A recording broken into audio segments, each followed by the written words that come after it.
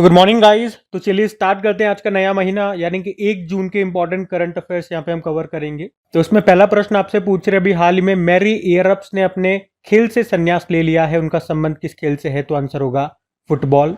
तो इंग्लैंड की football goalkeeper है मैरी एयरअप्स, जिन्होंने अभी अंतरराष्ट्रीय फुटबॉल से संन्यास ले लिया है। मैरी एयरअप्स ने 2017 में इंग्लैंड के लिए पहली बार खेला था। उन्होंने अपने देश के लिए 53 मैच खेले हैं और उन्होंने 2 बार फीफा बेस्ट गोलकीपर का अवार्ड जीता।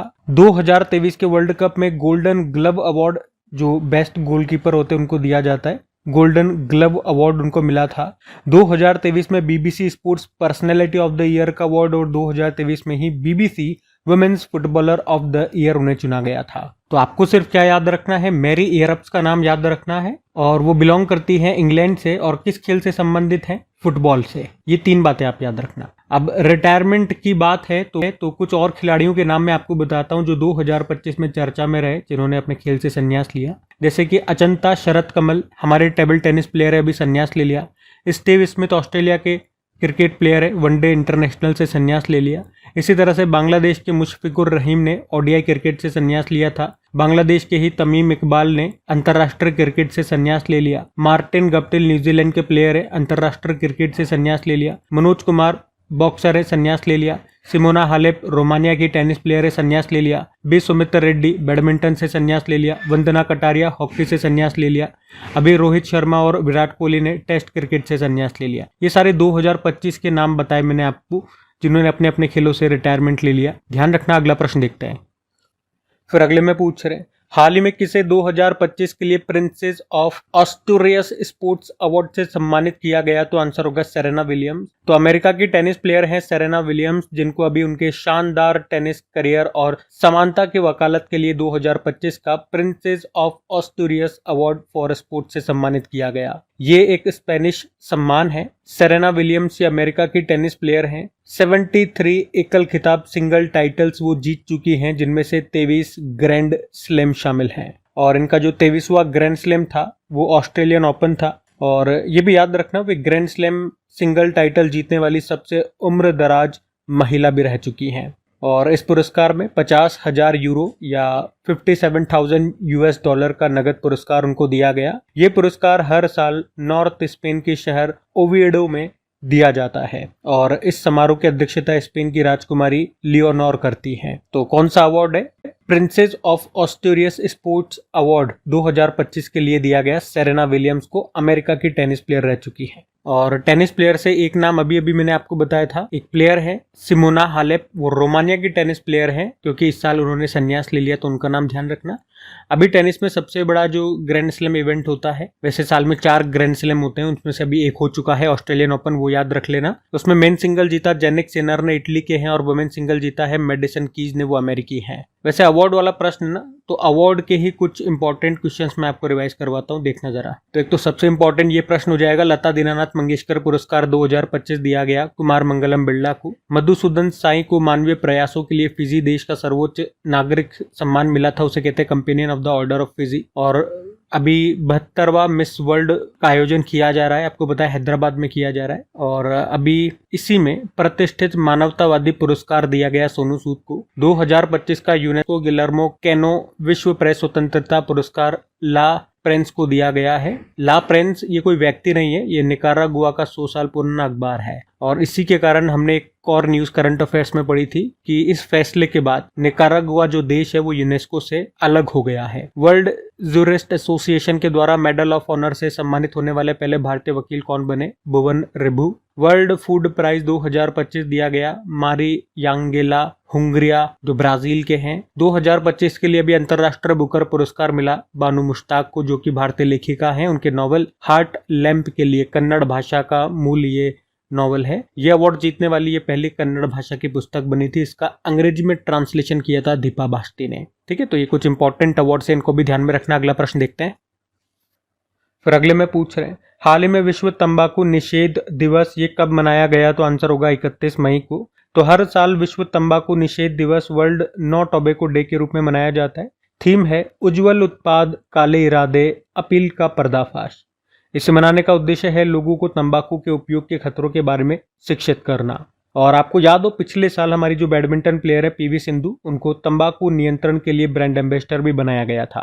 अब ये मई का आखिरी दिवस था और आज मैं एक काम करता हूँ, मई के जो भी इंपॉर्टेंट डेज थे वो सारे एक बार स्टार्टिंग से लेके एंड तक आपको रिवाइज करवा देता हूँ, क्योंकि आज ये आखिरी बार होगा जब हम मई के सारे इंपॉर्टेंट डेज रिवाइज कर रहे हैं, वरना अब हम जून महीने में एंटर कर चुके हैं तो अब जून के डेज देखेंगे।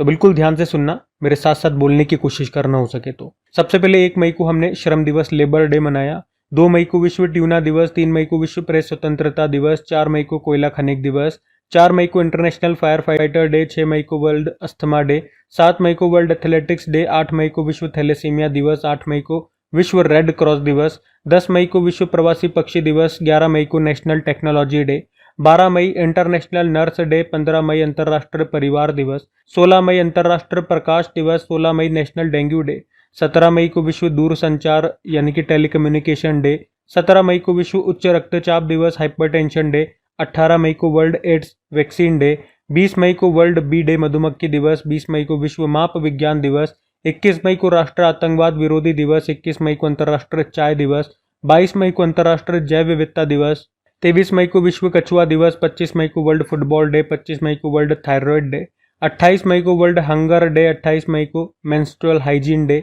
मासिक धर्म स्वच्छता दिवस, 29 मई को इंटरनेशनल एवरेस्ट डे, 29 मई को ही संयुक्त राष्ट्र शांति सैनिकों का अंतर्राष्ट्रीय दिवस और 30 मई को अंतर्राष्ट्रीय आलू दिवस और हिंदी पत्रकारिता दिवस के रूप में मनाया। तो ये मई के सारे इंपॉर्टेंट डेज थे, ये हमने यहाँ पे आज रिवाइज कर लिए, ध्यान में रखना। अगला प्रश्न देखते हैं। फिर अगले में पूछ रहे हैं, हाल ही में पूर्ण कार्यात्मक साक्षरता का दर्जा हासिल करने वाला भारत का दूसरा राज्य कौन सा है? तो आंसर हो जाएगा गोवा। तो अभी गोवा ये मिजोरम के बाद पूर्ण कार्यात्मक साक्षरता का दर्जा हासिल करने वाला दूसरा राज्य बन गया है। पहला राज्य मिजोरम था और पहला यूनियन टेरिटरी पूछेंगे तो लद्दाख था। तो आप यूं भी कह सकते हो कि गोवा ये लद्दाख और मिजोरम, तो आप यूं भी कह सकते हो कि गोवा ये लद्दाख और मिजोरम के बाद पूर्ण कार्यात्मक साक्षरता का दर्जा हासिल करने वाला तीसरा राज्य या केंद्र शासित प्रदेश बन गया है। तो याद रखना, यदि किसी राज्य या संघ राज्य क्षेत्र की 95% जनसंख्या कार्यात्मक रूप से साक्षर है तो उस राज्य या संघ राज्य क्षेत्र को पूर्णतः कार्यात्मक रूप से साक्षर माना जाता है। वैसे भारत सरकार का लक्ष्य है 2030 तक पूर्ण कार्यात्मक साक्षरता हासिल करना और कार्यात्मक साक्षरता के लक्ष्य को प्राप्त करने के लिए भारत सरकार ने 2022 में उल्लास नव भारत साक्षरता कार्यक्रम या न्यू इंडिया साक्षरता कार्यक्रम शुरू किया था 5 सालों के लिए। कब? 2022 में। और कब तक का लक्ष्य है? 2030 तक का लक्ष्य है भारत सरकार का पूर्ण कार्यात्मक साक्षरता हासिल करने का। कार्यात्मक साक्षरता का क्या मतलब हो गया? इसे अंग्रेजी में बोलोगे फंक्शनल लिटरेसी। तो मतलब वहां के जो लोग हैं वो रोजमर्रा के जीवन में जो पढ़ने लिखने या संख्यात्मक कौशल है वो उनमें होना चाहिए, वो उसका उपयोग कर सके, इतनी उनमें क्षमता होनी चाहिए, इतना उनको आना चाहिए। मतलब जैसे कि कोई व्यक्ति है वो कोई साइन बोर्ड पे कुछ लिखा हुआ है तो उसको पढ़ सके, उसे समझ सके, कोई फॉर्म हो तो उसे भर सके, मतलब उसमें पढ़ने लिखने की क्षमता हो, किसी भी कोई भी चीज कहीं पे लिखी हो तो वो पढ़ सके, उसे समझ सके, लिखने की क्षमता हो, उसे लिखना आता हो, वो अपनी बात को लिख करके बता सके, सूचनाओं का आदान प्रदान कर सके, लिख करके फॉर्म भर सके, मैंने आपको बताया। और एक संख्यात्मक कौशल हो उसमें, मतलब संख्याओं के बारे में जानता हो, उसे कैलकुलेशन आती हो, गणना कर सकता हो, तो ऐसे व्यक्ति कार्यात्मक रूप से साक्षर मानते हैं। तो अगर इतनी नॉलेज उसमें होगी तो वो जो बेसिक काम होते हैं रोजमर्रा के काम वो आराम से कर सकेगा, बैंक जा सकेगा, बैंक के जो छोटे मोटे काम हैं, खाता खोलना है, फॉर्म भरना है, मेडिकल के जो बिल आ रहे हैं उनको वो समझ सकता है, सरकारी दस्तावेजों को वो भर सकता है। तो ये सब बेसिक नॉलेज उसमें होनी चाहिए। तो इसे कहते हैं कार्यात्मक साक्षरता। अभी आपको समझ में आ गया होगा, ठीक है। तो हमने यही कहा है, अभी पूर्ण रूप से कार्यात्मक साक्षरता का दर्जा हासिल करने वाला भारत का दूसरा राज्य कौन सा बन गया? तो गोवा बन गया। पहला था मिजोरम और पहला यूनियन टेरिटरी पूछोगे तो वो लद्दाख था। अब बात लेकिन यहाँ पे गोवा की, तो ये रहा मैप में गोवा। देखो गोवा की कैपिटल पणजी हो गई, जो कि किस नदी के किनारे स्थित है? मंडवी नदी के किनारे। मुख्यमंत्री प्रमोद सावंत हो गए, गवर्नर है PS श्रीधरन पिल्लई।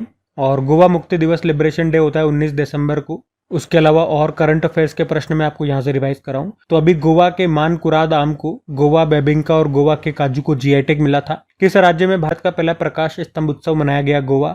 ग्रह आधार योजना यहाँ शुरू हुई, रेबीज मुक्त होने वाला पहला राज्य बना। हर घर जल प्रमाणित पहला राज्य बना, सभी सरकारी अस्पतालों में फ्री में आईवीएफ सुविधा शुरू करने वाला पहला राज्य बना, ग्रामीण मित्र योजना यहाँ शुरू हुई, मोपा एयरपोर्ट आपको यहाँ मिलेगा जिसका नाम अब मनोहर पारिकर जी के नाम पे कर दिया गया, गोवा को पुर्तगाल से मुक्त करने के लिए कौन सा ऑपरेशन चलाया था, ऑपरेशन विजय 1961 में, सिग्मो फेस्टिवल यहाँ मनाया जाता है, साओ जोआओ फेस्टिवल मनाया जाता है, भगवान महावीर नेशनल पार्क है यहाँ पे, कोटेगांव वाइल्ड लाइफ सेंचुरी है, doctor Salim Ali bird sanctuary है, बीमा सखी योजना शुरू करने वाला दूसरा राज्य ये गोवा है, पहला हरियाणा है, 10वां विज्ञान महोत्सव 2025 अभी गोवा में हुआ था, और जो मोपा इंटरनेशनल एयरपोर्ट है अभी उसे सर्विस सेक्टर की कैटेगरी में प्रतिष्ठित सर्वश्रेष्ठ सुरक्षा पुरस्कार गोल्डन ट्रॉफी मिली थी, और ये सम्मान पाने वाला ये भारत का पहला एयरपोर्ट बना था। ठीक है, तो ये सब ध्यान में रखना। अगला प्रश्न देखते हैं।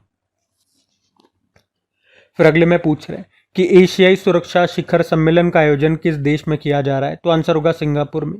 तो एशियाई सुरक्षा शिखर सम्मेलन को शांग्री ला वार्ता भी कहा जाता है, और 2025 में इसका 22वां संस्करण आयोजित किया जा रहा है। इस सम्मेलन का आयोजन अभी 30 मई को शुरू हुआ था, जो कि 1 जून 2025 तक सिंगापुर में किया जा रहा है। और इस सम्मेलन का आयोजन कौन कर रहा है? International institute for strategic studies के द्वारा इसका आयोजन किया जा रहा है। भारत की तरफ से इस सम्मेलन में हमारे जो सीडीएस हैं, chief of defence staff general Anil Chauhan, उन्होंने हिस्सा लिया। उद्देश्य क्या है इस सम्मेलन का? रक्षा सहयोग को मजबूत करना, आपसी सुरक्षा हितों पर चर्चा करना, और थीम भी है भविष्य के युद्ध और युद्ध, Wars and Wars of the future. अब इसका आयोजन सिंगापुर में हुआ, तो सिंगापुर ले चलता हूं पहले मैं आपको। ये रहा मैप में, ये तो हमारा प्यारा भारत हो गया, और यहाँ पे सिंगापुर आपको दिखेगा। कैपिटल हो गया Singapore city, Singapore dollar currency होते, प्रेसिडेंट है थर्मन शनमुगरत्नम और प्रधानमंत्री है लॉरेंस वोंग। अब सम्मेलन वाला प्रश्न था, कुछ इंपॉर्टेंट सम्मेलन में आपको और रिवाइज करवाता हूँ। देखो, अभी ग्लोबल इन्वेस्टर समिट का उद्घाटन मोदी जी ने किया था भोपाल में। नवा एशियाई आर्थिक वार्ता एशियन इकोनॉमिक डायलॉग ये हुआ पुणे में। कार्बन बाजार पर पहला अंतर्राष्ट्रीय सम्मेलन जिसका नाम है प्रकृति, ये हुआ नई दिल्ली में। संयुक्त राष्ट्र की महिला शांति सैनिकों के लिए पहला सम्मेलन अभी नई दिल्ली में हुआ। और 98वां अखिल भारतीय मराठी साहित्य सम्मेलन हुआ नई दिल्ली में। मोबाइल वर्ल्ड कांग्रेस 2025 हुआ स्पेन के बार्सिलोना में। बिम्स्टेक यूथ सम्मेलन 2025 गांधीनगर गुजरात में हुआ। 14वीं एशियाई मत्स्य पालन और जलीय कृषि फोरम की बैठक अभी भारत में हुई नई दिल्ली में। 12वां world government summit Dubai UAE में हुआ। और अभी वेव्स समिट, जिसे world audio visual entertainment summit कहते हैं, ये अभी मई की स्टार्टिंग में हुआ था भारत में, मुंबई में। पहली बार भारत ने इसको होस्ट किया था। ठीक है, तो ये ध्यान में रखना। अगला प्रश्न देखते हैं। फिर अगले में पूछ रहे, हाल ही में किस राज्य में अंकुर पहल की शुरुआत की गई, तो आंसर हो जाएगा उड़ीसा में। तो उड़ीसा सरकार विकास को बढ़ावा देने के लिए अंकुर पहल शुरू कर रही है। अंकुर का मतलब हो गया Atal network for knowledge, urbanisation and reforms. और इस पहल को शुरू करने का उद्देश्य क्या है? विकासशील भारत @2047 के अनुरूप भविष्य के लिए तैयार शहरों को आकार देना। मतलब इस पहल के द्वारा शहरों को भविष्य के लिए तैयार किया जाएगा, जिसमें सभी प्रकार की सुविधाएं होंगी। तो पूछेंगे सिंपल सा, अंकुर पहल को अभी किसने शुरू किया? तो उड़ीसा ने। अब बात उड़ीसा की है, तो ये रहा मैप में उड़ीसा। देखो, उड़ीसा की कैपिटल होती है भुवनेश्वर। मुख्यमंत्री मोहन चरण मांझी हो गए, गवर्नर है हरिबाबू कंबमपति। यहाँ का राजकीय पशु सांबर डियर हो गया, पक्षी इंडियन रोलर, वृक्ष है पीपल का, पुष्प है अशोक का। भितरकनिका नेशनल पार्क है, सिमलीपाल नेशनल पार्क है यहाँ पे। और हीराकुड डैम ये आपको यहीं पर मिलेगा, महानदी पर, इंद्रावती बांध इंद्रावती नदी पर। अब्दुल कलाम द्वीप है यहाँ पे, जिसे पहले व्हीलर द्वीप के नाम से जानते थे। यहाँ का क्लासिकल डांस ओडिसी हो गया, क्लासिकल लैंग्वेज उड़िया हो गई। कोणार्क सूर्य मंदिर है यहाँ पे, जिसे ब्लैक पैगोडा कहते हैं, और जगन्नाथ मंदिर को व्हाइट पैगोडा। कुछ फेस्टिवल्स यहाँ के देखोगे तो नुआखाई महोत्सव हो गया, रजा पर्व हो गया, बाली यात्रा हो गया, कोणार्क नृत्य महोत्सव, छऊ महोत्सव, बोईता बंदना महोत्सव, शीतल षष्ठी पर्व और धानु यात्रा उत्सव। और वैसे मैं आपको मैप में दिखाता हूँ। पहले ये आप मैप में देखो, ये भारत की सबसे बड़ी खारे पानी की लगून झील है, जिसको हम चिल्का लेक कहते हैं। ये आपको उड़ीसा में ही मिलेगी। कुछ करंट अफेयर्स के प्रश्न भी आपको रिवाइज कराऊं यहाँ से। तो उड़ीसा में 3रा राष्ट्रीय खनन मंत्री सम्मेलन हुआ अभी। नीति आयोग के पहले राजकोषीय स्वास्थ्य सूचकांक में उड़ीसा टॉप पे रहा। ओडिसी नृत्य के जनक मायाधर राउत का निधन हो गया। केंद्र सरकार ने किस अमूर्त सांस्कृतिक विरासत को राष्ट्रीय सूची में शामिल किया? पुरी की जगन्नाथ यात्रा और कटक की बाली यात्रा। सुदर्शन पटनायक, जो कि उड़ीसा के प्रसिद्ध रेत कलाकार हैं, इनको अभी फ्रेड डॉरिंगटन पुरस्कार मिला, और ये जीतने वाले वो पहले भारतीय बने, इंग्लैंड में मिला था। शिशु वाटिका पहल यहाँ शुरू हुई। और देश का नवीनतम नेशनल पार्क ये सिमलीपाल नेशनल पार्क बन गया है, जो अभी तक टाइगर रिजर्व था। और इस तरह से ये उड़ीसा का दूसरा नेशनल पार्क बन गया, देश का 107वें नंबर का बना। तो अब उड़ीसा में 2 नेशनल पार्क है, भीतरकनिका नेशनल पार्क और सिमलीपाल नेशनल पार्क। ठीक है, ध्यान रखना। अगला प्रश्न देखते हैं। फिर अगले में पूछ रहे, हाल ही में राष्ट्रीय बौद्धिक संपदा महोत्सव 2025 का आयोजन ये कहाँ पे किया गया? तो आंसर हो जाएगा उत्तराखंड में। तो उत्तराखंड के देहरादून में CSIR Indian institute of petroleum ने राष्ट्रीय बौद्धिक संपदा महोत्सव 2025 का आयोजन किया। उद्देश्य है भारत में इंटेलेक्चुअल प्रॉपर्टी के इम्पोर्टेंस को प्रमोट करना और इसके प्रोटेक्शन को लेकर के अवेयरनेस फैलाना। इस महोत्सव की शुरुआत पहली बार 2023 में की गई थी। मतलब बौद्धिक संपदा के बारे में अवेयरनेस फैलाना। बौद्धिक संपदा क्या होता है? जो आपकी इंटेलेक्चुअल प्रॉपर्टी जिसे आप अंग्रेजी में कहते हो, जैसे कि कोई भी आपने कोई भी, जैसे हर सेक्टर में हो सकता है। जैसे आपने कोई स्टोरी लिख दी तो वह आपके सोच की क्षमता है, आपके दिमाग से आपने कोई कहानी लिख दी है, कोई जैसे होता है ना फिल्म लिखी है तो आपके दिमाग से लिखी है आपने, कोई लोगो डिज़ाइन कर लिया आपके दिमाग से, कुछ आर्ट बनाई, कुछ पेंटिंग बनाई, कुछ पिक्चर बनाई, कुछ प्रोडक्ट बना दिया, तो आपके दिमाग की उपज है, वो आपकी बौद्धिक संपदा है। तो उसे कोई चुरा ना ले, उसके लिए आप कॉपीराइट कराते हो, उसका ट्रेडमार्क ले लेते हो। तो ये सब चीज़ें आपने सुनी होंगी। तो उसी के बारे में अवेयरनेस फैलाने के लिए इसका आयोजन किया जा रहा है, राष्ट्रीय बौद्धिक संपदा, जो कि कहाँ पे हुआ? उत्तराखंड के देहरादून में। और इसी को संबंधित एक दिवस भी होता है, वर्ल्ड इंटेलेक्चुअल प्रॉपर्टी डे, 26 अप्रैल को होता है। हमने पढ़ा था, इसकी थीम भी याद रखना, पढ़ी थी हमने, intellectual property and music feel the beat of IP। और एक इंटरनेशनल इंटेलेक्चुअल प्रॉपर्टी इंडेक्स 2025 भी आता है हर साल, जिसको जारी करता है US चैम्बर ऑफ कॉमर्स। इस साल जो आया था 2025 वाला, उसमें भारत 42 नंबर पे था और टॉप पे अमेरिका था। ठीक है, ये भी ध्यान रखना। वैसे इसी तरह से कुछ और महोत्सव वाले प्रश्न मैं आपको रिवाइज कराता हूँ। ये प्रश्न महोत्सव के ऊपर है, तो देखो फिर। एक जदिया स्वामी फेस्टिवल महोत्सव मनाया गया था अभी तमिलनाडु में, बडगा समुदाय इसको मनाता है। पर्पल फेस्ट 2025 में अभी तीसरा संस्करण हुआ था नई दिल्ली में, उद्घाटन राष्ट्रपति द्रौपदी मुर्मू जी ने किया था, दिव्यांग जनों के लिए है ये। शिग्मा उत्सव का आयोजन हुआ गोवा में, 15 दिनों तक चला। भारत रंग महोत्सव नई दिल्ली में आयोजन हुआ, ये विश्व का सबसे बड़ा रंगमंच महोत्सव है। थाईपुसम त्योहार तमिलनाडु में, खुबानी ब्लॉसम फेस्टिवल लद्दाख में, चेरी ब्लॉसम फेस्टिवल मेघालय में, विशु त्योहार केरल में, नेशनल ट्राइबल यूथ फेस्टिवल ये हुआ मिजोरम में, माधवपुर मेला गुजरात के पोरबंदर में, सरहुल फेस्टिवल झारखंड में, जात्रा उत्सव त्रिपुरा में, गरिया पूजा उत्सव त्रिपुरा में ही, त्रिशूरपुरम उत्सव केरल में मनाया गया। ठीक है, ध्यान रखना ये सब। अगला प्रश्न देखते हैं। फिर अगले में पूछ रहे, हाल ही में प्रधानमंत्री नरेंद्र मोदी ने जयप्रकाश नारायण इंटरनेशनल एयरपोर्ट पर नए टर्मिनल का उद्घाटन किया है। यह एयरपोर्ट किस राज्य में स्थित है? तो आंसर हो जाएगा बिहार में। तो अभी प्रधानमंत्री नरेंद्र मोदी ने पटना में जयप्रकाश नारायण इंटरनेशनल एयरपोर्ट के नए टर्मिनल बिल्डिंग का उद्घाटन किया।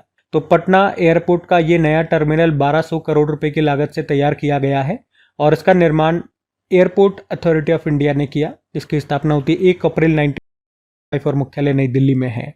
अब देखो एयरपोर्ट की बात, तो कुछ इंपॉर्टेंट एयरपोर्ट्स मैं आपको रिवाइज कराता हूँ। अयोध्या एयरपोर्ट, याद रखना अभी न्यूज में क्यों था, क्योंकि इसका नाम बदल के महर्षि वाल्मीकि जी के नाम पे कर दिया। मोपा एयरपोर्ट जो गोवा में है, इसका भी नाम बदल दिया मनोहर पारिकर जी के नाम पे। वीर सावरकर एयरपोर्ट, ये आपको मिलेगा अंडमान निकोबार की कैपिटल पोर्ट ब्लेयर में। वैसे पोर्ट ब्लेयर का नाम बदल के अभी श्री विजयपुरम कर दिया। चंडीगढ़ एयरपोर्ट को अब शहीद भगत सिंह जी के नाम से जानते हैं। सुभाष चंद्र बोस एयरपोर्ट कोलकाता में है। लाल बहादुर शास्त्री एयरपोर्ट वाराणसी में है। जेवर एयरपोर्ट नोएडा में, बाबा साहब अम्बेडकर एयरपोर्ट नागपुर में, केम्पेगौड़ा एयरपोर्ट बेंगलुरु में, चौधरी चरण सिंह एयरपोर्ट लखनऊ में और पुणे एयरपोर्ट का नाम बदल के जगत गुरु संत श्रेष्ठ तुकाराम महाराज के नाम पे कर दिया गया। ठीक है, तो ये सभी एयरपोर्ट्स ध्यान में रखना। अगला प्रश्न देखते हैं। फिर अगले में पूछ रहे हैं, हाल ही में हिताची इंडिया ने किसे अपना प्रबंध निदेशक मैनेजिंग डायरेक्टर बनाया? तो आंसर होगा एन वेणु को। तो अभी हिताची इंडिया ने एन वेणु को अपना नया मैनेजिंग डायरेक्टर नियुक्त किया है। वे भारत कौशल का स्थान लेंगे, जो अब हिताची इंडिया के कार्यकारी अध्यक्ष बन गए हैं। भारत कौशल ये हिताची इंडिया के पहले भारतीय मैनेजिंग डायरेक्टर थे। हिताची, ये आपने इसके प्रोडक्ट्स कई बार सुने होंगे, इस पे AC आते हैं, TV आती है। तो ये हिताची कहाँ की कंपनी है? ये जापान की कंपनी है, जिसकी स्थापना होती है 1910 में। तो हिताची इंडिया, इसने अपना मैनेजिंग डायरेक्टर बनाया है एन वेणु को। अब यहाँ पे अपॉइंटमेंट्स वाले कुछ इंपॉर्टेंट प्रश्न मैं आपको रिवाइज कराऊंगा। ये सारे इंपॉर्टेंट प्रश्न है, ध्यान से सुनना। जैसे RBI के नए गवर्नर अभी संजय मल्होत्रा बने 26वें नंबर के। मुख्य चुनाव आयुक्त चीफ इलेक्शन कमिश्नर बने ज्ञानेश कुमार 26वें नंबर के ही। और चुनाव आयुक्त इलेक्शन कमिश्नर 2 होते हैं, तो एक तो पुराने ही है, पुराने वाले का नाम आप बताना, जो एक नए आ गए उनका नाम है विवेक जोशी। मुख्य आर्थिक सलाहकार चीफ इकोनॉमिक एडवाइजर ये वी अनंत नागेश्वरन बने। एक्चुअली में कार्यकाल बढ़ा दिया गया 2027 तक। नीति आयोग के सीईओ का भी कार्यकाल बढ़ा था, बीवीआर सुब्रमण्यम नाम है। मनन कुमार मिश्रा ये बार काउंसिल ऑफ इंडिया के 7वीं बार अध्यक्ष बने। सेबी के 11वें अध्यक्ष बने थे तुहिन कांत पांडे। रक्षा लेखा महानियंत्रक बने थे controller general of defence account doctor Mayank Sharma. और इसी तरह से नियंत्रक एवं महालेखा परीक्षक कौन है? कंट्रोलर एंड ऑडिटर जनरल के संजय मूर्ति। और लेखा महानियंत्रक कौन है? Controller general of accounts SS Dubey. ठीक है, तो ये सारे इंपॉर्टेंट नाम है, ध्यान में रखना। अगला प्रश्न देखते हैं। फिर अगले में पूछ रहे हैं, अभी हाल ही में चर्चा में रहे राष्ट्रीय फ्लोरेंस नाइटिंगेल पुरस्कार किस क्षेत्र में प्रदान किए गए? तो आंसर होगा स्वास्थ्य सेवा में। तो अभी राष्ट्रपति भवन में 30 मई 2025 को राष्ट्रपति द्रौपदी मुर्मू जी ने 15 नर्सिंग पेशेवरों को उनके उत्कृष्ट योगदान, समर्पण, करुणा और नर्सिंग क्षेत्र में उनके योगदान के लिए राष्ट्रीय फ्लोरेंस नाइटिंगेल पुरस्कार 2025 से सम्मानित किया गया। ये पुरस्कार नर्सिंग के क्षेत्र में भारत का सर्वोच्च राष्ट्रीय सम्मान है, जिसकी स्थापना होती है 1973 में। भारत सरकार के स्वास्थ्य एवं परिवार कल्याण मंत्रालय के द्वारा ये सम्मान हर साल दिया जाता है। उद्देश्य है नर्सिंग पेशेवरों की निस्वार्थ सेवा, समर्पण, करुणा और असाधारण कार्यकुशलता को सम्मानित करना। तो इस बार ये 15 लोगों को दिया गया पुरस्कार, और ये पुरस्कार आधुनिक नर्सिंग की संस्थापक फ्लोरेंस नाइटिंगेल के नाम पर दिए जाते हैं, जिन्हें उनकी सेवा और योगदान के लिए लेडी विद द लैम्प के रूप में जाना जाता है। और उन्हीं के सम्मान में ये दिवस भी हम मनाते हैं, एक इंटरनेशनल नर्सेज डे। कब मनाते हैं याद रखना, 12 मई को मनाते हैं। ठीक है, बाकी ये थी आज की हमारी करंट अफेयर्स की क्लास। कमेंट करके जरूर बताइएगा सेशन आपको कैसा लगा, अच्छा लगा तो दोस्तों के साथ में स्टडी ग्रुप में शेयर जरूर कीजिएगा। वीडियो को लाइक नहीं किया तो लाइक कर देना। बाकी इनकी प्रैक्टिस के लिए डेली इसकी क्विज बना करके अपलोड की जाती है आपकी क्रिक एग्जाम एप्लीकेशन पे, जिसका लिंक नीचे डिस्क्रिप्शन बॉक्स में भी मिल जाएगा, और डायरेक्ट गूगल प्ले स्टोर से भी आप इसको इंस्टॉल कर सकते हैं। बाकी चलो अभी कल के करंट अफेयर्स का हम क्विक रिवीजन कर लेते हैं और सेशन एंड करते हैं। तो पहला प्रश्न आपसे पूछा था, भारत का पहला जिला कौन सा बन गया है जो अपनी संपूर्ण विद्युत आवश्यकता को सौर ऊर्जा से पूरा करता है? तो दीव। भारत के पहले इलेक्ट्रिक मोटर चालित सेमी क्रायोजेनिक इंजन का सफलतापूर्वक अभी परीक्षण किसने किया? Agnikul Cosmos company. उसके अलावा किसे कनाडा इंडिया फाउंडेशन की ओर से global Indian of the year पुरस्कार से सम्मानित किया गया? तो सदगुरु जग्गी वासुदेव। अंतर्राष्ट्रीय आलू दिवस मनाया गया 30 मई को। नोमैडिक एलिफेंट अभ्यास ये भारत और मंगोलिया के बीच में हुआ उलन बटोर में। और प्रसिद्ध 7 शिखरों पर सफलतापूर्वक चढ़ाई करने वाले सबसे कम उम्र के भारतीय बन गए विश्वनाथ कार्तिकेय। किसने विकसित कृषि संकल्प अभियान शुरू किया? शिवराज सिंह चौहान कृषि मंत्री हैं। मशहूर सनग्लास कंपनी ओकले का ब्रांड एम्बेसडर किसे बनाया गया? शुभमन गिल को। और महाराष्ट्र में उस्मानाबाद रेलवे स्टेशन का नाम बदलकर क्या कर दिया गया? धाराशिव। बाकी आखिरी प्रश्न था कि अभी किस भारतीय शांति सैनिकों को डाग हैमरशोल्ड पदक से सम्मानित किया गया? तो अमिताभ झा और संजय सिंह को। आप सभी ने प्रश्न, तो चलो अभी कल का भी होमवर्क प्रश्न देख लेते हैं और सेशन एंड करते हैं। तो कल आपसे पूछा था कॉमनवेल्थ गेम्स फेडरेशन ने अपना नाम बदल के क्या कर लिया? तो आंसर हो जाएगा कॉमनवेल्थ स्पोर्ट्स। आप सभी ने प्रश्न का बिल्कुल सही उत्तर दिया। अब ये आज का आपका होमवर्क प्रश्न।